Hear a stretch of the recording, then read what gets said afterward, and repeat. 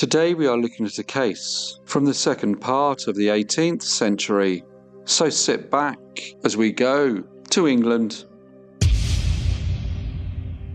James Hackman was born in 1752 in the town of Gosport in the county of Hampshire. He was the son of respectable but otherwise unremarkable parents who had intended him for a career in trade. From an early age, however, it became apparent that he was ill-suited to the steady routines and patient discipline required of a merchant's life. He was restless, impulsive, and possessed a temperament too volatile for the measured world of shop ledgers, inventories, and polite bargaining, and it was clear that his energies could not be confined within the narrow expectations of commerce. Recognizing that their son was unlikely to find contentment or success behind a counter, James's parents decided to find him a more fitting path. With some sacrifice, they arranged the purchase of a commission in the 68th Regiment of Foot, believing that the order and dignity of a military life might channel his temperament to a better effect. The 68th Regiment of Foot was a conventional line infantry regiment in the British Army, engaged mainly in garrison duty and routine home service. It had been established in 1758, and by the 1770s was not on active campaign abroad, but was stationed in various parts of Britain and Ireland, performing the usual duties of maintaining order, drilling recruits, and providing a visible military presence in towns and barracks. It was neither a fashionable posting, nor something that would gain swift advancement, but for a young man of uncertain prospects, it offered stability, a modest rank, and the outward respectability of an officer's commission. Although the army did lend him a measure of structure, his manners were already courteous and agreeable, and these were further refined by the expectations of an officer's conduct. Yet in truth, he was not an ambitious or a particularly gifted soldier, and although he carried out his duties without complaint, he made little impression on those around him, and his military career remained one of quiet mediocrity. He was sent to the market town of Huntingdon as part of a standard recruitment party, which was to all accounts just another inconsequential posting. However, in the countryside, just beyond the town, stood Hinchingbrook House, the vast ancestral seat of John Montague, the 4th Earl of Sandwich. He was no ordinary peer. He was one of the highest officers of state, a fixture of the Admiralty, and a man whose political influence stretched deep into government. He kept an open house at Hinchingbrook, and local gentlemen, including visiting military officers, were often invited to dine there. It was here, in the comfortable setting of sociable dinners and polite company, that James first saw Miss Martha Reay. She was composed and well-spoken, her manner marked by quiet confidence. Though their exchange was brief, it was enough to catch James's attention and fix her in his thoughts. Miss Reay had lived in the property of Lord Sandwich for nearly 20 years. She was the daughter of a staymaker from Covent Garden, and as a girl had worked as an apprentice to a dressmaker in Clerkenwell. She had no claim to rank or fortune, but she possessed great beauty and a remarkable talent for music. Before she had reached the age of 14, she had already caught the attention of the Earl, who removed her from her position in the dressmaker's shop and provided her with education and a comfortable life in Hinchingbrook House. When she came of age, she became his mistress, and over the following years she gave birth to 9 children. However, she was not just his mistress in private life, she was also his mistress in his public one. Miss Reay moved in refined circles, despite the irregularity of her position. Her love of music and her association with a man of influence afforded her access to London's musical theatres and to the concerts that were often held at Hinchingbrook. She was often seen among the most fashionable and well-connected ladies in London, and was admired not only for her talents, but for the ease in which she had managed to establish herself in a society that had once been far beyond her reach. By the time Mr. Hackman met Miss Reay, she was already a confident, refined and educated woman, and several years older than him. Still, he became infatuated with her almost immediately. Maybe it was her calm presence, the way others admired her, or some imagined idea that he could offer her a different kind of life, something more lasting, more respectable. Whatever the reason, his feelings quickly intensified into something he couldn't control. Although Miss Reay remained firmly within the circle of Lord Sandwich's patronage, it soon became widely known that she not only entertained Mr. James Hackman's advances, but she actively encouraged them. This continued for 2 or 3 years, but because of Mr. Hackman's military duties, he was often forced to be away for long periods. The absence caused him deep emotional pain, which he struggled to control. But he wrote letters to her where he repeatedly proposed marriage, claiming that he wanted to formalise their bond in the most sacred way. Miss Reay, however, always declined, not necessarily from lack of affection, but for more practical reasons. She did not regard him as a man of equal standing, and although the Earl himself was facing some financial difficulties, she never considered Mr. Hackman a serious prospect for marriage. Eventually, however, she did persuade him to leave the army and take holy orders, a step that suited his inclinations and meant that he could have a more settled life. Whether his agreement to do this came from genuine vocation or just from a desire to make himself more respectable and thus more acceptable to Miss Reay, it's impossible to say, but he was eventually sent to preach at the church in Wiverton, a charming village, very close to the North Norfolk coast. Over the next few years their friendship continued, and Mr. Hackman's affections for Miss Reay only grew. He wrote and visited her as often as he was able, still hoping that she would agree to marry him, but she continued to refuse, and eventually his despair overwhelmed him, so much so that some became concerned that this constant rejection was leading him to display signs of madness and mental instability. Some of his friends regarded him as a deluded gentleman, believing that while Miss Reay had initially welcomed his admiration, perhaps flattered by it, she had only ever shown him polite kindness and tolerance, therefore never actually offering any true sign of affection or romantic interest. James was a frequent visitor to London.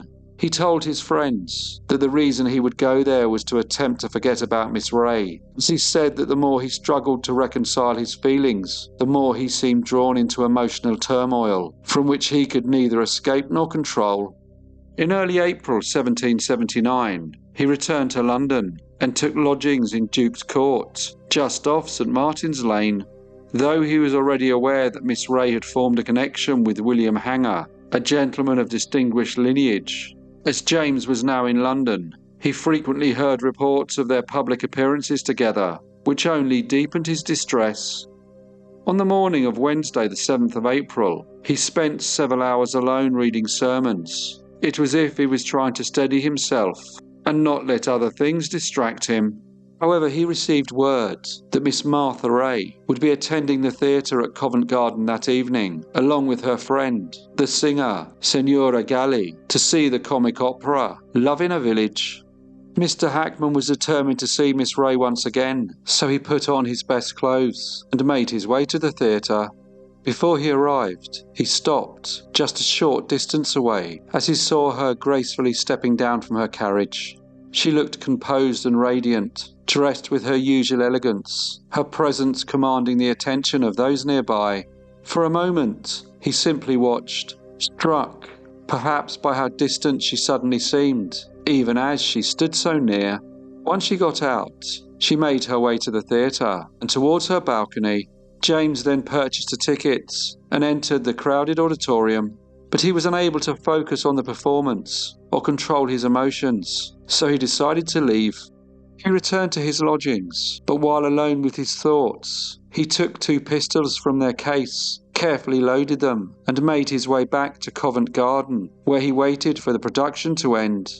As Miss Reay emerged from the theatre and prepared to step into her coach, Mr. James Hackman forced his way forwards. Then he raised 1 pistol and fired directly at the defenceless lady. The bullet struck her in the head, and she instantly collapsed. He then pointed the other pistol at himself and fired, but the bullet only caused a shallow graze, so he began striking himself instead, and as he did, he shouted that he did not want his life to go on. The scene was one of chaos. A gentleman named Mr. McNamara, who had been helping Miss Reay into her carriage, thought that the lady had merely fainted and attempted to lift her up, only to realise with growing horror that she was dead. A surgeon named Mr. Dennis O'Brien rushed to examine her body and quickly confirmed that the shot had been fatal. With the help of some men in the crowd, Mr. Hackman was seized by the constable and taken to the nearby Shakespeare Tavern for initial questioning. The murder of Miss Martha Reay provoked widespread shock. She was a lady who had never married, and her place in society had always been ambiguous. Admired by many, scorned by some, but she had not been a woman who sought attention or entangled herself in scandal. She had lived quietly, raised her children, and shown no public hint of impropriety. Newspapers debated the tragedy. Some cast Mr. Hackman as a victim of love, undone by romantic torment. Others saw him as a deluded and self-indulgent man, and expressed little sympathy for what may happen to him now. The following day, Reverend James Hackman was brought before Sir John Fielding at Bow Street Magistrates Court to be examined regarding the murder of Miss Martha Reay. To protect him from public curiosity and cruel remarks, Sir John arranged for the examination to be held in private. Mr. Hackman had visible injuries to his head, and he was clearly in great distress. His agony and emotional turmoil made it difficult for the magistrate to begin the proceedings. Sir John spoke to Mr. Hackman with compassion, urging him to calm himself and face the situation as best he could. He reminded him that he still had much to endure, and despite Mr. Hackman's attempts to be calm, he repeatedly broke down and had to recover before the proceedings could continue. When the session ended, the formal charge was read, and Sir John Fielding said that there was sufficient evidence for James Hackman to be tried in court for the wilful murder of Miss Martha Reay. Following this, in a polite and unassuming manner, a tearful Mr. Hackman nodded, and many in the room seemed to have pity for him, despite the seriousness of his crime. Sir John Fielding then told him that he wished he could keep him in his current confinement, but it was necessary to transfer him to Newgate Prison. Mr. Hackman again nodded and asked the magistrate if he could be kept in a room by himself and not placed with common prisoners. Sir John agreed to this request and insisted that he be treated with respect due to his formal social standing, but reminded him that because he had attempted to take his own life, he could not be left alone. As the prisoner was led away, Sir John looked at him and said, "God preserve you, sir," to which Mr. Hackman replied, "God bless you, sir." He was then taken by coach to Newgate Prison to await his trial at the next Old Bailey session. On the morning of Friday the 16th of April 1779, the trial of James Hackman began at the Old Bailey. He stood accused of murdering Miss Martha Reay outside the Covent Garden theatre, and he pleaded not guilty. The first witness was Mr. McNamara, who stated that while he was helping Miss Reay to her carriage, he heard a pistol fire. He said that Miss Reay then clutched her forehead and collapsed before he heard a second shot. Looking at the judge, he added that as Miss Reay fell, he thought that she had fainted, so tried to help her up, but then he realised that his hands were covered in blood. He said that along with some other men, he carried her into the Shakespeare Tavern.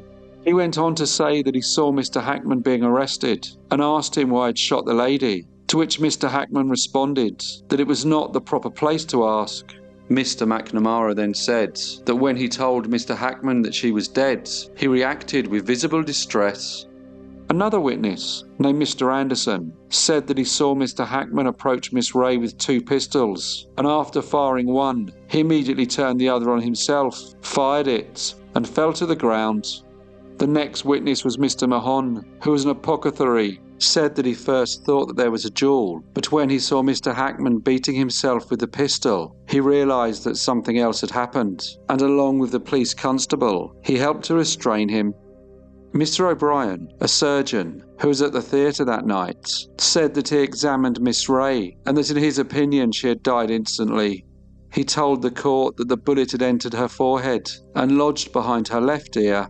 After the prosecution rested its case, Judge Blackstone invited Mr. Hackman to speak.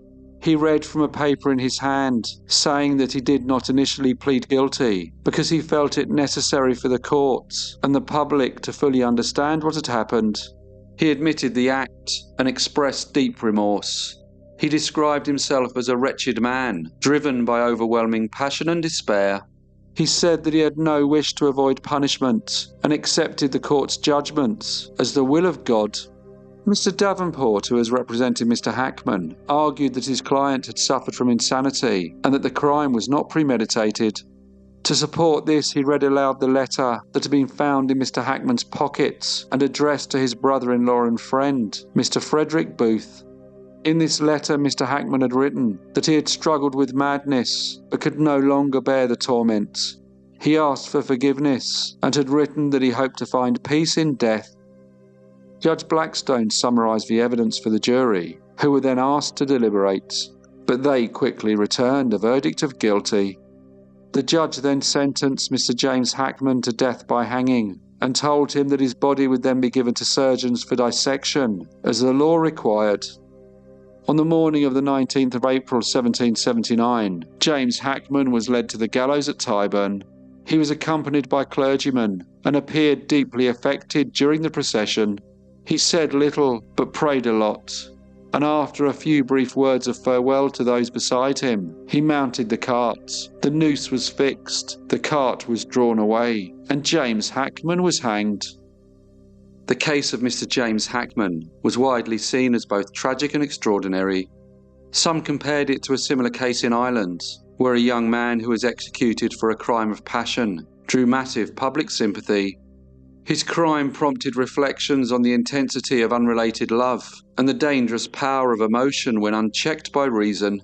It was written that while poets may romanticize rejection, a spurned love often turns to bitterness, and that without restraints, such emotions can lead to dreadful outcomes. Hello everyone, and thank you so much for listening. As usual, please leave any comments or feedback you may have, and I hope to see you all again in the next brief case.